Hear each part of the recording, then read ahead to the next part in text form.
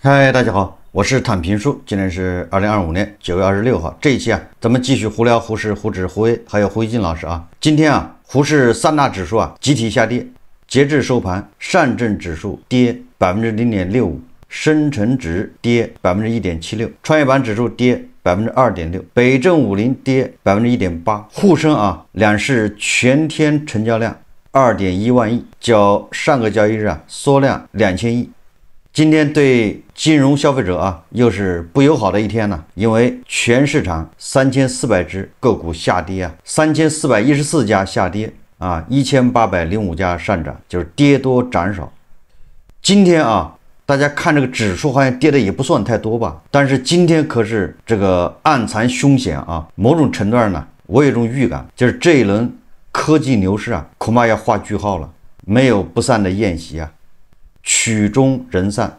为什么呢？今天最近走得好的强势股全部在下跌，给人感觉好像是机构叫夺路而逃就是所谓的大牛股涨幅居前的这些股票就是从去年924到现在也是涨好几倍的涨幅前100名的这个个股里面，绝大部分都在下跌这个叫集体下跌，这个不正常全部是各种题材股的领头羊。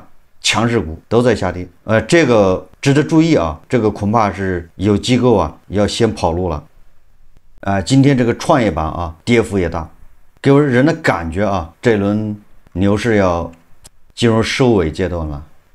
这一轮牛市是由这个银行金融股、大金融板块打底也就是保险资金这个社保基金、国家队全部铺在这里面，这个是稳住这个盘面稳住大局。然后是科技股唱戏，就是走到现在大家应该明白了吧，应该看出这个对吧，这一年来实际上就是国家队主力资金、保险、社保他们都潜伏在这个银行股、券商还有这个什么中字头的这些所谓的高分红高股息的这些股票里面，越买越高反正散户是不会去买的。但是这个它起到了这个稳定大盘的作用，你大盘想跌下去你还是跌不下去。然后呢，这个相当于是国家队金融股搭台，科技股唱戏。那科技股的资金从哪儿来的呢？全部是对吧？一个是场内资金自救，他们融资，对吧？所以说你看到昨天吧，这个两融又创了新高。第二个就是部分这个存款搬家，它怎么搬？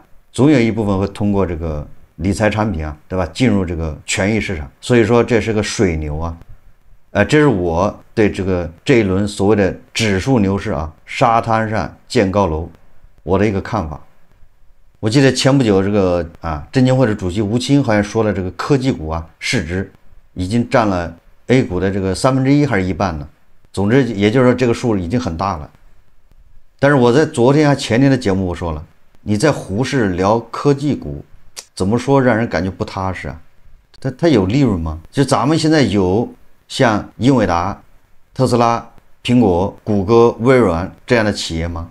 咱们胡适里面全部是那种造火腿肠的，他要搞芯片，我也不知道搞出来是什么芯片，对吧？以前咱们吃火腿肠担心里面有老鼠肉，你这回好了你吃火腿肠不仅要担心老鼠肉，不仅要担心淀粉超标，你还要担心这个里面有芯片呢，对吧？这谁说的好我为什么说今天给我感觉好像这一切就结束了，黑天鹅来了。第一个黑天鹅这个事就大了，号称中国版的英伟达摩尔县城网传它 IPO 审议暂缓，也就是它 IPO 出问题了。怎么出的问题呢？是因为有人举报，这个详细的举报大家自己在网上去看主要集中在2点。第一点就是质疑摩尔县城的它的这个技术，一个原创性，一个它的技术离英伟达还差得远呢。这是第一个就是质疑它的技术。这个它不一直是号称中国版的英伟达吗？它的 GPU 就他自己说可以取代英伟达，但是人家举报他的人呢说摩尔县城的这个 GPU 跟英伟达差的也不多啊，就差2到5倍，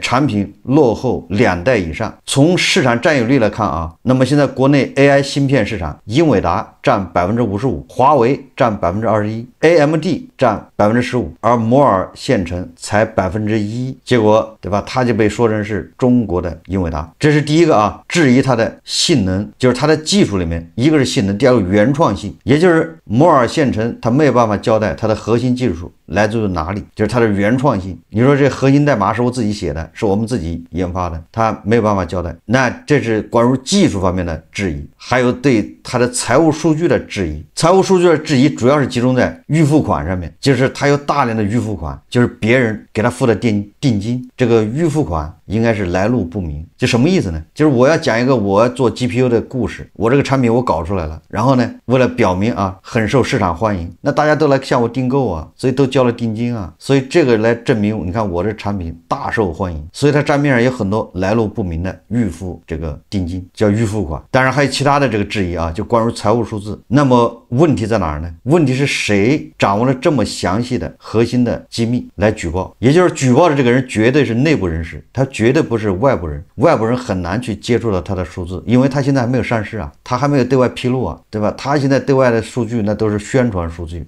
都是云里雾里的各种 PR 文章，对吧？他不是上市公司，所以他现在公布的数字他没有必要啊，他也没那个义务。所以说现在啊，能够拿到这些核心数据，然后对他进行这个质疑的，一定是内部人士。那么这个摩尔线程本来是今天啊过会，结果我看好像是停了。那么摩尔线程啊，它作为中国版的英伟达，它的叫摩尔概念，就是它这个概念股一大堆在胡市啊，他们随着摩尔线程这个上市啊，这个进程这个节奏在炒作，动不动拉2个涨停板，动不动拉2个30厘米。结果啊，今天因为这个消息，摩尔线程被举报，这些板块啊统统熄火，那个资金显然是夺路而逃。这个摩尔线程这个事情怎么处理，对吧？它的举报属实不属实？如果它的 IPO 被否，那这个科技股狂潮啊，相当于挨了一棍，一个助推器没了。那第二个助推器呢？今天就这么巧啊，黑天鹅有2个，一个就是上伟新材这一家啊上市公司，也不知道干啥的，股价从5、6块一直炒到现在150、6，应该是涨了30多倍，简直是个妖股啊！这1年里面啊，好像涨了10倍，将近20倍。我记得我以前节目介绍过，它这公司干啥的我不知道，搞不清楚。但是啊，大家炒它是因为它参股收购了一家机器人公司，叫智源机器人，收购了它大概2/3的股权。这个智源创新，这个智源机器人到底怎么样，我也不知道，那搞不清楚。总之啊，大家都认为它是搞机器人的，巨声机器人，这故事特别多。好了，这个搞不清干啥的这个上维新材是一家上市公司，收购了一家搞不清啊干啥的，号称是做机器人的一家公司，然后这上维新材的股价就暴涨。很多人说啊，是智源机器人借壳上维新材要上市。我记得我在以前节目说过啊，你这个智源机器人如果真的好的话啊，你应该创业板上市啊，科创板上市啊，现在是注册制啊，为什么借这壳上市呢？这壳都是有成本的，你为什么借壳上市呢？你现在对吧，上市的大门是为你打开的，这个就是科创板和创业板，而且现在都是讲高质量发展，都是给这些真正啊有核心技术的科技公司，那是开绿灯的，对吧？只要你经得起咱们啊监管部门，咱们这个上市还不算特严的这种审查，那为什么要借壳呢？结果今天啊，你看看被我说中了。上伟新材今天啊公告说，未来36个月内，智源创新不存在通过上市公司借壳上市的计划或安排。有人说，那36个月以后呢？你这多心了啊！咱们承诺一般的就是36个月啊，3年，也就是我给翻译一下，也是上伟新材这个公告啊，就说明了这个所谓的智源机器人未来是单独上市，没有必要借壳啊，对吧？他现在只要财务数据还可以，他就完全可以创业板或者是科创板，对吧？去注册上市啊。那这些炒上伟新材的啊，那就是挨了一闷棍，对吧？这个5块钱炒到130、150，等着哭吧。这就是胡适的所谓的科技股，对吧？我记得我在昨天节目就说了，在胡适聊科技股，那不是开玩笑吗？你让远在海外的贾老板怎么想？贾老板遥望啊大洋彼岸的这个胡适啊，这么多韭菜他割不了，他难受啊。贾老板说了，如果允许他回来割韭菜，他国内那个140亿早就还赶上了。哎，你说这个上尾新材收购智源机器人和那个造火腿肠的收购什么一个 AI 公司，不是一个道理吗？不是，我也不知道他在讲什么故事，这么多人还去炒，这就是我们的科技底色。昨天咱们节目介绍了，对吧？这个很多高校2本院校为了这个横向经费，为了这个升硕士点，对吧？博士点，他就在搞横向经费，各种课题，对吧？那不就造假？哎，1本院校他也造假，实际上双一流，你以为他不造假吗？一样要造假。咱们论文那么多，但是属于咱们的创新有多少呢？这个就是氛围啊，这就是咱们的科研氛围。那你说就这样，咱们自己不掂量掂量，对吧？你这玩意这真的有用吗？真的领先了吗？有多少是用来讲故事、忽悠韭菜的？这个上尾新材啊，明天停牌核查，这是胡氏科技股的2大龙头，这个叫助推器，还有一个叫什么寒武纪啊，这个让上海建工爷叔啊愤愤不平啊，耿耿如怀的，凭什么他从几十块就能涨到1000多？这个寒武纪，如果说啊摩尔县城的 IPO 结束，那90%啊这一轮所谓的科技股牛市也就结束了。如果摩尔县城不改吧，它又上市了，你看着吧，恐怕也就是意味着炒作还没结束，还要炒。大家这2天多关注一下摩尔县城，寄予厚望的中国英伟达，如果证实它是靠造假，那你这不是打耳光吗？你说胡氏那里面那么多搞高科技的，有几个是真的？我们再看看啊，这个胡氏这类所谓的专家啊，所谓的这些万金油啊，我看今天很多媒体在报道说，林源说啊，被动配置科技股，买了以后愁到睡不着觉。林源称，旗下基金近12个月内买入一批科创板股票，核心原因是上交所科创板新股申购存在市值要求，旗下一个基金为满足该申购条件，被动完成了相关配置，非主动布局科技股领域。这一被动配置行为也给林源带来了不少的困扰。他坦言，投资科创板让他备受煎熬，搞了以后对我来说也是很痛苦，我买了以后也很后悔，把我折腾了多少个晚上睡不着觉，因为我买了是不卖的。我告诉你，这些都是江湖骗子的话术啊，但是我也不敢直接说啊，林源就是江湖骗子，反正是不是骗子是吧？这个大家自己判断。这些人说话就云里雾里的，对吧？他现在看是科技股牛市啊，哎，他鼓吹的什么茅台或者是什么大消费，统统的是变成老灯股，大家知道吧？现在是小灯股当家啊，老灯股都遭到这个抛弃，根本不涨，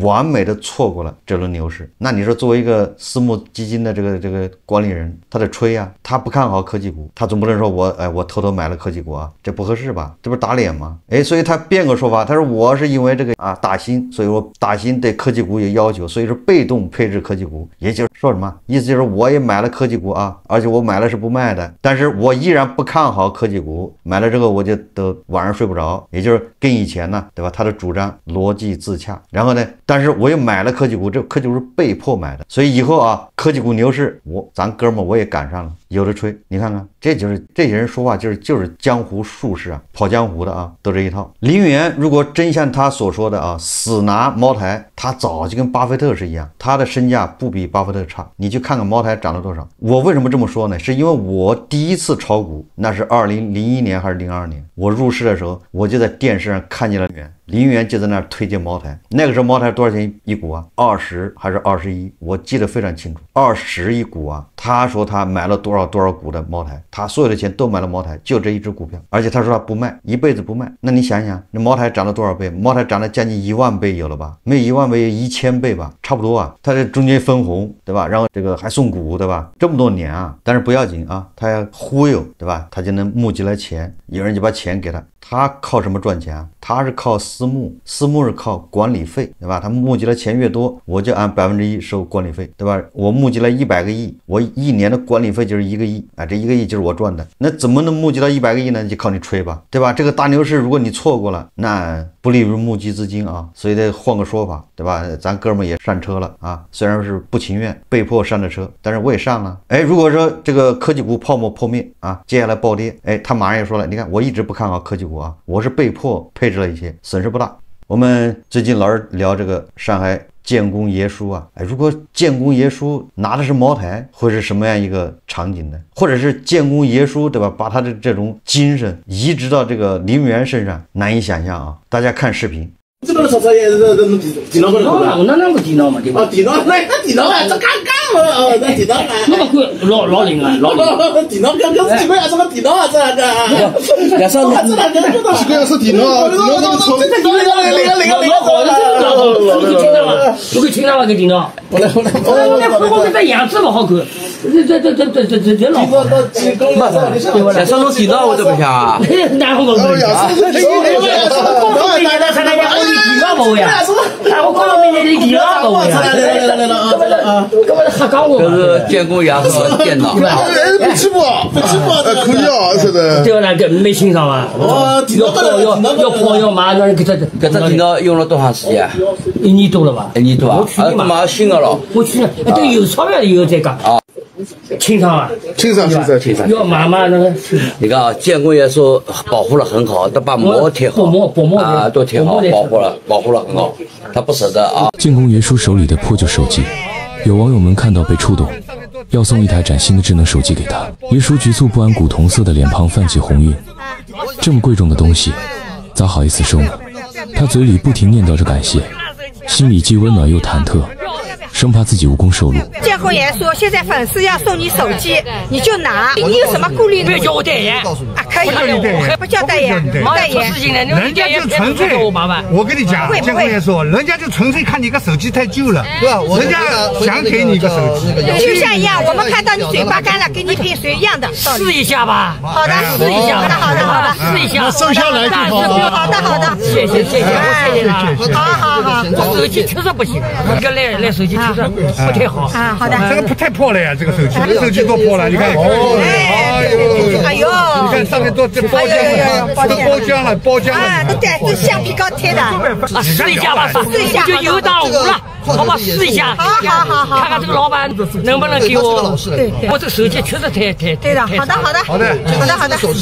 我如果有好一点手机吧，我股票上我是这个的那个。哎，可以看股票了，经常可以看股票。在路上也可以看。在家里面才能看到股票，在外面就看不到股票。不行了，换，试一下吧，试一下。好，我们谢。我这人有一点胆子小啊，我们都知道。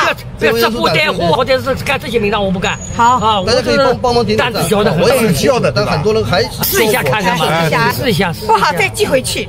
肯定比我这好了。肯定比你好的呀，人家看到你这个手机太旧了，人家出于同情心理给你的。哎，好，行，好，我领了。啊，试一下。好。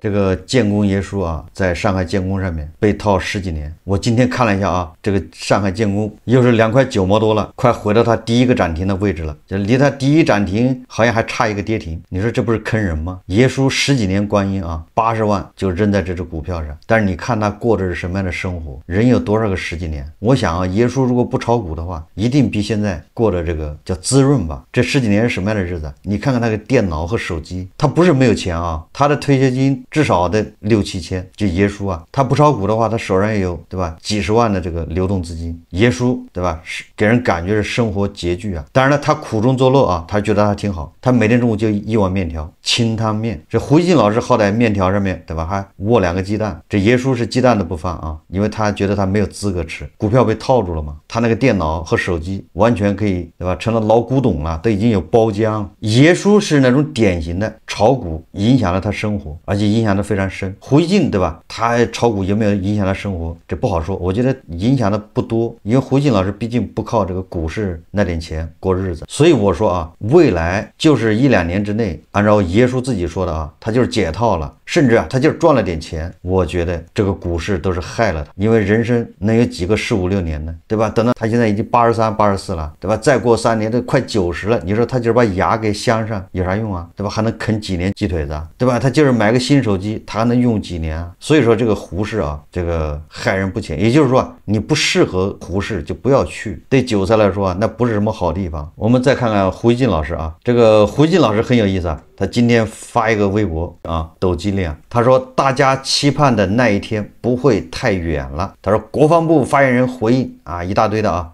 点燃了广大网友对实现祖国统一的期盼。很多人第一眼看到这个标题都联想到了统一斯里兰卡。仔细看发言人的回答，他的山下文士总之咱就不念了，就是胡锡进老师写的这个评论还非常长，就是抖机灵啊，抖什么机灵呢？胡锡进老师就操碎了心，就是要在这个斯里兰卡问题上要表态，显得很积极。这个我现在越来越预感啊，这胡锡进老师如果再这么下去的话，他恐怕要步这个护城风、沾雪峰后尘。为什么呢？我举个不恰当的例子啊，就是大家去体会，这个例子不一定能对应上。就是你看老有表演魔术了，对不对？魔术师在那表演，就总有人在那嘴碎，是吧？那个藏在手里面了，你看，在那个手里面，这个魔术师刚开始他还能忍，后来你老是揭穿，对不对？你老是说翻人家底牌，没法表演了，怒了。这些人说相声的时候老是刨活，对不对？老是把他的包袱提前抖出来，那个连郭德纲都受不了把人家节奏打乱了，对吧？有的时候你以为我是搞气氛的，我是帮你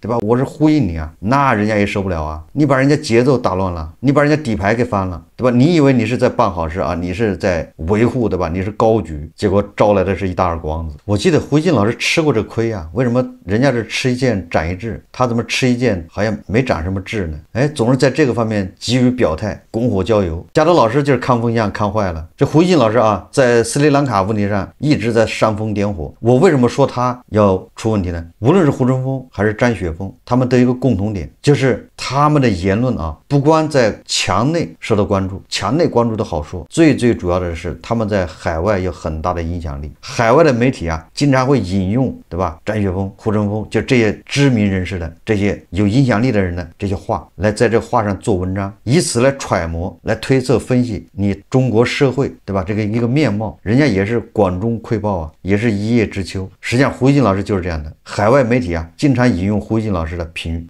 论，所以这也是我为什么要评论胡锡进的一个原因就是你看海外媒体他就通过胡锡进发的微博来了解大国，他认为大国就是胡锡进所说的，胡锡进就代表了大国的一些基本的民意，所以他这个影响非常大。一旦，对吧，你把魔术师的这个节奏给打乱了，魔术师就得揍你，对吧？一旦你把郭德纲的这个梗，对吧，这个活给刨了，郭德纲能开心得了吗？人在国内，然后在海外影响力很大的这些人说话，那就得小心了。不管你是什么出发点，对吧？你的本意是什么？但是别人一引用，一在海外形成影响，那如果刨了这个魔术师的活，那你就要挨揍，或者你是干扰了，对吧？人家的节奏。所以给我的感觉胡锡进老师应该是在这个边缘呢，是在疯狂的试探什么时候封号非常有可能。那个标字表忠心，对吧？5000万1个亿有什么用呢？这很多人呢，他非常这个赚了点钱之后他有点飘，有点忘乎所以他不知道在这个郭德纲，对吧？在魔术师他们的脑海里面，普天之下莫非王臣，率土之滨莫非什么王土，是不是？你那个5000万1个亿，你本来就是人家的，还分什么我呀？取之于民，用之于民。然后他就以为我捐5000万1个亿，我就能得到豁免。你看我是立了功，你这叫立啥功再说了大头也不缺你那3瓜2枣的，如果缺的时候，大头自然自己会拿，对吧？用不着你来献殷勤好，这期节目咱们就聊到这里，感谢大家收看。如果喜欢我的节目，欢迎订阅转发，也可以在下方留言评论，谢谢大家。